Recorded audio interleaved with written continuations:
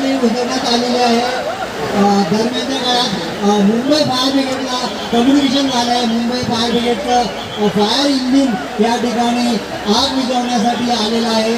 Mumbai fire ब्रिगेडला normally सर्वसामान्य लोक किंवा नागरिक संरक्षण दलाच्या माध्यमातून या ठिकाणी कम्युनिकेशन केलं जातं. या ठिकाणी अश्विनी जोशी, डॉक्टर अश्विनी जोशी मॅडम या ठिकाणी IAS ऑफिसर BMC सिटी इथून आलेले आहेत. त्यांचं देखील या ठिकाणी स्वागत आहे. दरम्यानच्या काळात या ठिकाणी घटनेवर नियंत्रण करण्यासाठी इन्सिडेंट कंट्रोल ऑफिसर त्या ठिकाणी आलेला आहे आणि त्यांनी आता घटनेवर नियंत्रण करत आहे. दरम्यानच्या काळामध्ये आपण जर वर बघत असाल, उंचावर विमोचन होत आहे.